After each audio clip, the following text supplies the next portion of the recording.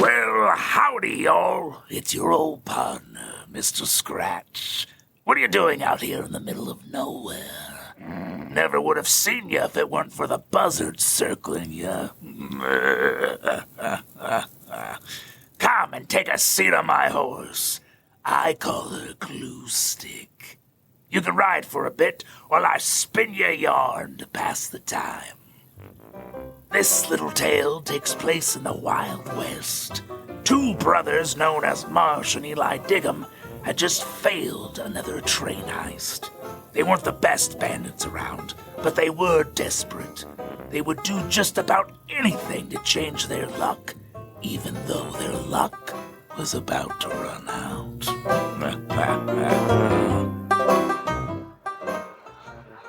Can we grab a drink at the saloon, Eli? I'm awful thirsty. With what money, idiot? Unless you got some cash I don't know about, we ain't got nothing. Boys could try to rob a bank. Would you shut up? You trying to get swung from a tree? Good Lord, Marsh. Mama was right when she said you was simple as the day is long. I'm sorry, Eli, but what we gonna do? We ain't got nothing left to pawn. We's at the end of our rope. You say things like that out loud again, and you're really gonna be at the end of a rope. I know we're flat broke. Just give me a bit. I always think of something, don't I? That's true. He was always good at scheming.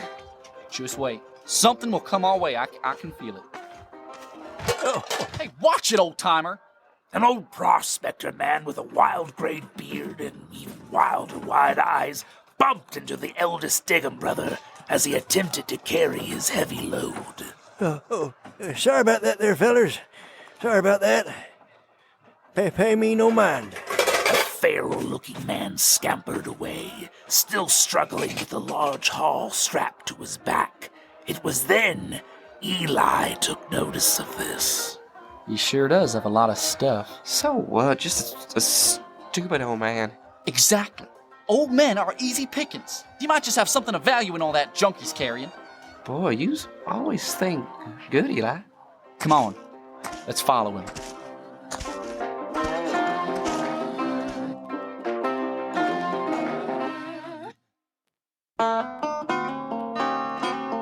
The Diggum brothers casually followed after the old man as he hobbled into a local shop.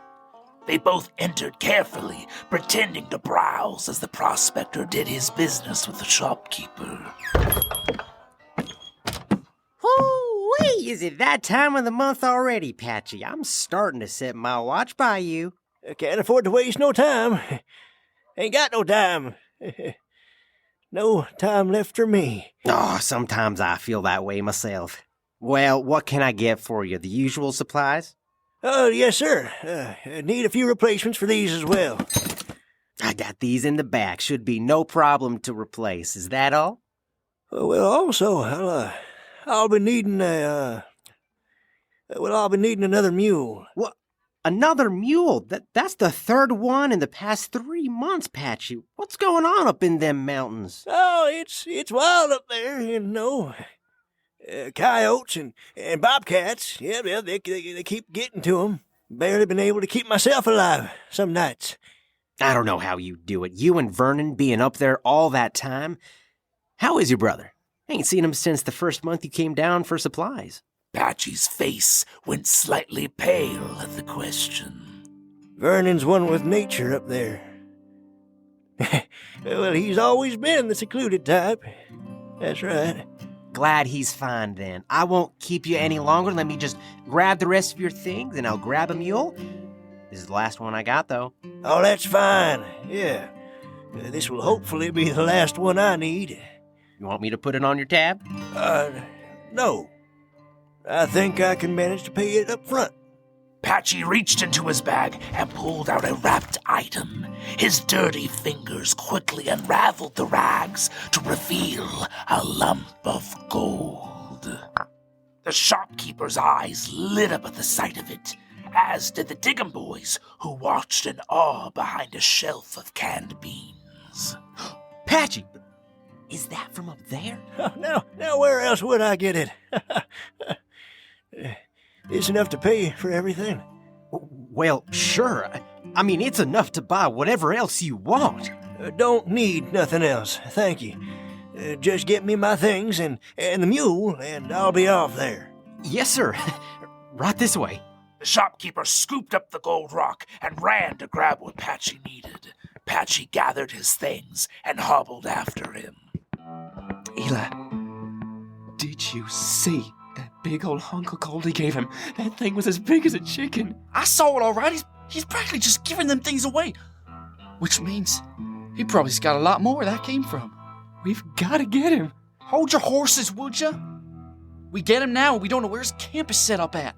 We'll follow him from afar, see where he's camping, and then we make our move. You're right, Eli, as always. You're right. Shut up now. The shopkeeper's coming back. Ah, gentlemen. Excuse me. I was just helping a customer. What can I do you for? That old man who's just in here, is he some sort of prospector? Oh, him? That's old Patchy. He's been here for a while. Been excavating up in them mountains. Really keeps himself busy up there. Seems like it. It's him and his brother, I heard him say. Yes, that's right. Ain't no one else? The shopkeeper's eyes narrowed at the Diggum boys. Why are you asking, fella? No reason. Just my brother and I were thinking about excavating up there ourselves. Just wondering if it was overcrowded. We are? Shut up. The shopkeeper stared silently at the boys. He, of course, knew they were lying, and badly, too. He also knew they had to have seen what Patchy paid him with. And this made him worry they might try to take his gold. They were obviously crooks, after all. If he could get them away from him and after the old prospector instead, that was simply the better option. Ain't no one else up there but those two old men. With them getting on in years, not sure how much longer they'd last up in them mountains. Really now? So there's plenty of room for a few more trying to stake their claim. Absolutely.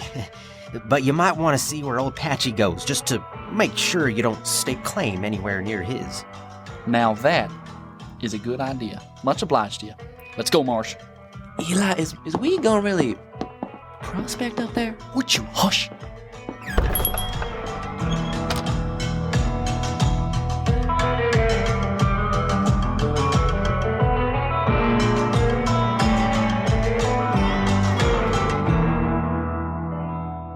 The brothers followed old Patchy as he made his way back up the mountain.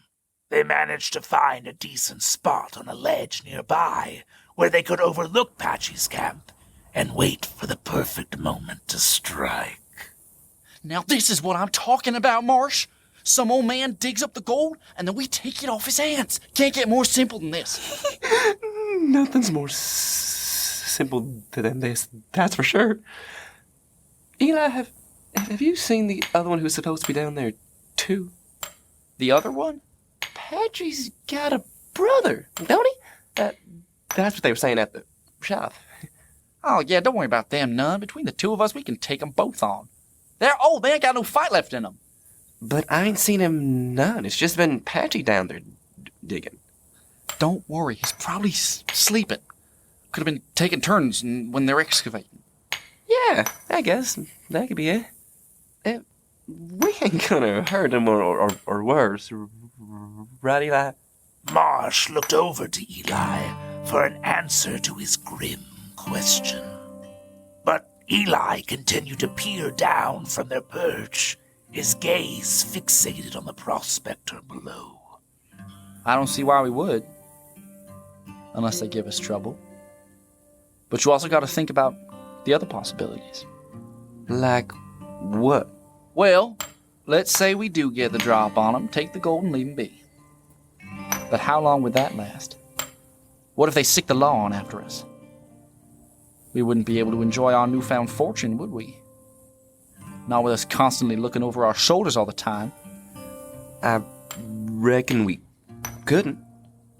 I just don't think we's that kind of men. We ain't killers. Mama made sure to tell us that was a sin.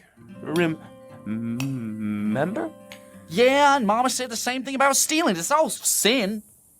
Yeah, but killing's worse. Do you ever think maybe that's why we never gotten anywhere? Maybe if we had the guts to be that way, we could have turned things around for us a long time ago. Marsh stared back at his brother with a look of fear. Eli noticed, but it made him feel good. For once, he felt like maybe he was on to something. Maybe now he would be the big bad guy he always dreamed of being. Mama always said people who killed was monsters. It don't make us monsters. Just makes us top of the food chain for once. Marsh was shocked by this kind of talk. Now he wasn't so sure what would happen tonight. But whatever it was, he was no longer excited about the idea of gold. Meanwhile, Eli didn't seem to care. He came for one thing, and he'd be darned if anyone or anything would stop him from getting it. The sun was already setting behind the mountain peaks. Patchy's campfire was like a bright beacon from their ledge. All right. It's time.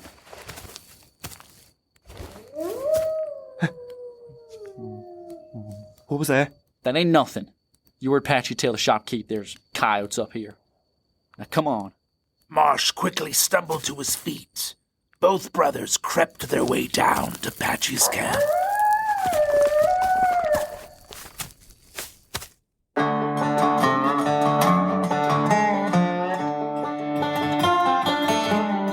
The Diggum boys were now nearing the campfire. As they got closer, they could see just how disheveled Patchy kept his camp. Oh, and I thought we was messy. It looks like someone already ransacked them. It would appear that way, wouldn't it? All of a sudden, Eli noticed a faint flicker near the campfire. As he walked toward it, he soon realized what it was. Oh my goodness, Marsh. Marsh, look. Is that what I think it is? It is, brother. It's gold. Let's take it and get out of here then. Oh, we are. But not before we get what else he's dug up. Eli, we's gonna be rich enough as it is. We don't need no more. We're taking it all, Marshal. Do you hear me? We are going all in. Eli's face became distorted and grotesque in the flickering light of the campfire as he took out his revolver from his holster and clicked it. Now you bag all this up here, and I'll go and see what else Patchy's got. But Eli... Marsh watched his brother slip into the darkness. He felt his heart beating hard in his chest as he worried what his brother might do. He gathered what little composure he had and began to grab handfuls of gold and stuff them into a cloth sack. Then he heard a noise. Marsh inched around the tree to see what it was. He had hoped that maybe it was the mule, and as he made his way around, he stepped onto something. Marsh reached down and picked it up, holding it into the light of the fire. That's when he realized he was holding the skull of an animal. Oh, my lantern. Bones were scattered all around him. What happened? What is all this? Please help me. Who's there? It was an old man chained to the tree. Are you... Vernon? Yes? Do I know you? No, sir. I just know you from your brother. Please, you've got to help me. I need you to let me go. Well, sir, I reckon I can't do that. But why? You see, we's here to take all your gold. Take it all. I don't care about that. Just let me go before my brother comes back. Please. Why? What's he done to you? He's keeping me here against my will. Chains me up at night. Says I'm sick, but I'm not sick. Please help. I don't know. Who you here with, boy? My brother. You hear me? Just because his blood don't mean nothing. He don't care about you. That's not true. He make you come here? Is it his idea to stick us up? Marsh fidgeted with his hands, not sure how to answer, but it scared him that Vernon was making sense. He just does the scheming here and there. I just sort of follow. I can tell you're a good man. You and I are alike. You're better than this. Do what's right and let me go. You ain't like your brother. Over by that fire is a brown bag. The keys to undo these chains is in there. You let me go, and I'll leave. Ain't no harm got to come from it. Marsh took a moment and stared up into the sky. There was a full moon above him shining bright.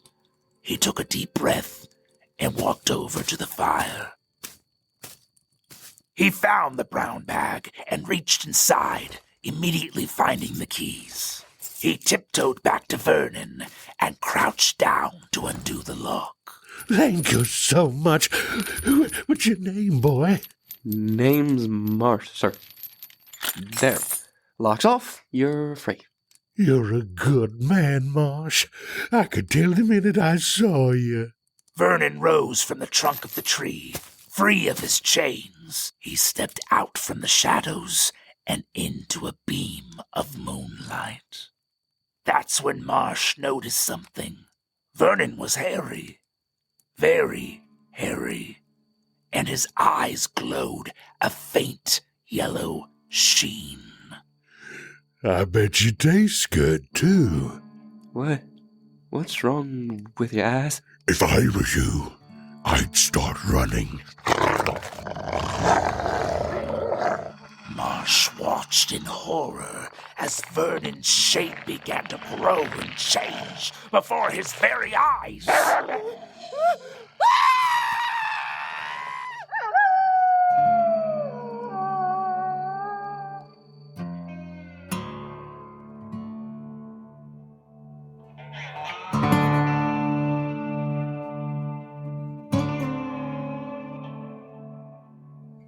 Meanwhile, Eli had crept up silently where Patchy was digging. The old prospector stood in a hole shoveling like a madman in the light of his lantern. Suddenly, his shovel hit something. Oh, come on.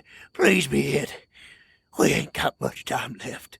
He fell to his knees and dug with his hands, his nails beginning to scratch over something hard. Eli watched quietly from the edge of the hole.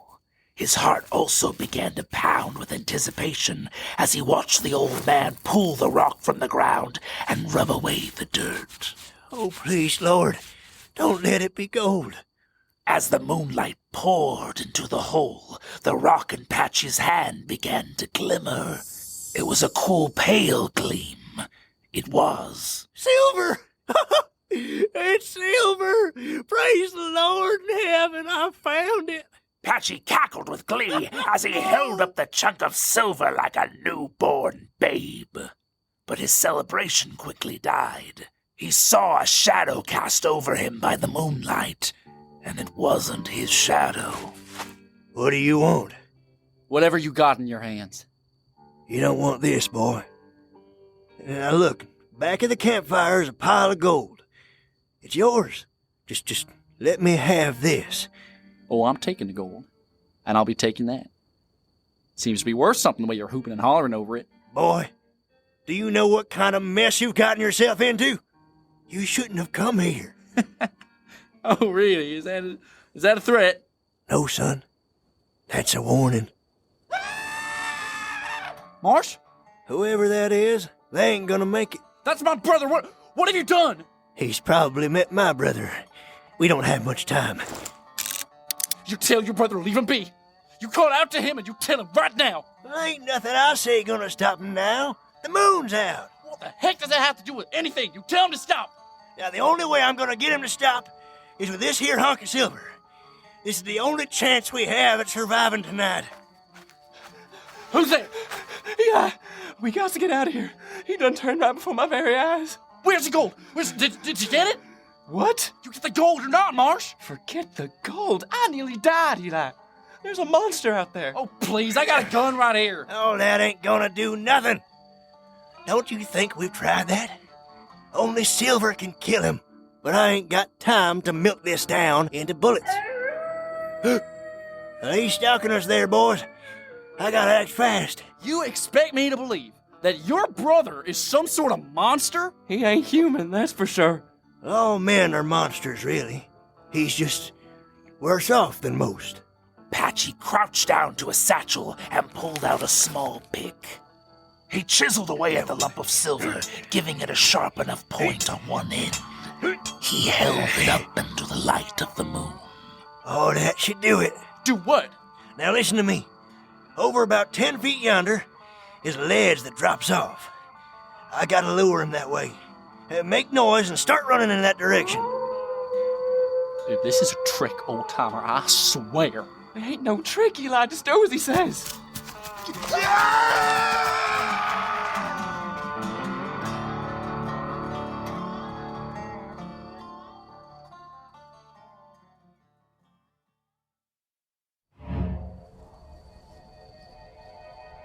The men ran into the darkness by the light of the moon, careful not to run off the ledge. They could hear the beast's howls getting closer. Stop! Don't move! This here is the ledge. Forget this, I'm shooting! Don't! You're just gonna make him angrier. Listen to him, Eli. Now get down there, boys. Let old Patchy do this. Go on. Get down. The Diggum brothers both fell down to their bellies. Eli was still skeptical until he finally saw with his own eyes what all the commotion was about. Oh, my Lord. The creature crawled out of the dark and stood high on its haunches. Its eyes bright yellow and teeth gleaming. It sniffed the air and then set its sights on its brother. Vernon! It's me! Patchy! All this time, I ain't done nothing but tried to help you because I knew you couldn't help yourself. Well, I finally have what we need to make you better. Patchy held up his silver spike at the creature. I love you. I never should have let it get this bad. But we could end all that, brother. Come here. Come to me, brother. Just then, the beast fell to all fours and charged at the old prospector. Patchy looked stern as he held his silver out like a blade. The beast huffed as it gained speed. Eli and Marsh could only stare in awe, not sure what Patchy would do. But in a blink of an eye, the prospector and beast were gone. I can't believe it. They're gone. We still got the gold. Let's go get it and get the heck out of here. That's all you done care about? After what we just saw here tonight? Sure, that was crazy and all, but think about what really matters now, Marsh. We're rich. Come on now. Fine. Oh, what's wrong with you? Nothing. I think I just done sprained my ankle when we was running. Go on. I'll be behind you. All right, but don't worry none, because we got the money to see a doctor. Heck, we're going to be rich enough to see a whole slew of doctors. Marsh, we can buy that sister that petticoat you wanted. Marsh, I can get it. I can get it. I can pick up that lady. I really messed up my leg bad.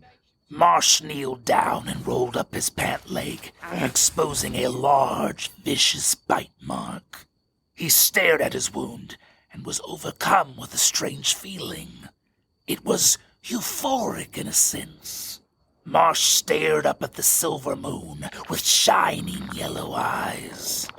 It was then that he understood what his brother had said about being on top of the food chain.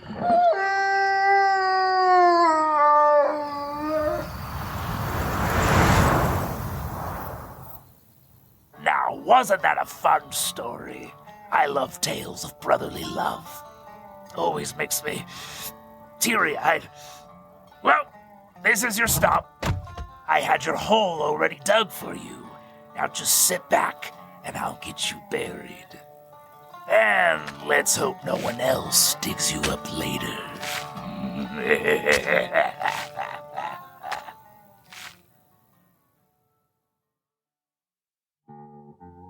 Hey listeners, Summer Gale here. Thanks for listening to this Chicken Skin episode titled Silver Moon. This episode was written and produced by Sam Van Fossen and edited by Summer Gale. Vocal performances provided by Sam Van Fossen as Mr. Scratch, Anthony LaBianca as Eli Diggum, Samuel Nin as Marsh Diggum, Christian Mucci as Shopkeeper, Logan Polson as Patchy, and Andy Harvey as Vernon. The Chicken Skin intro music was composed by Will Church, sound design and editing by Cody Campbell. To never miss an episode, subscribe now. We appreciate spoopy story lovers like you and need your help to keep Chicken Skin alive. Please subscribe and support us on patreon.com/chickenskin. That's where you can get creepy updates on what we're brewing up next and listen to new episodes before anyone else. This story is a work of fiction. Any similarity to actual persons, living or dead, or actual events is purely coincidental.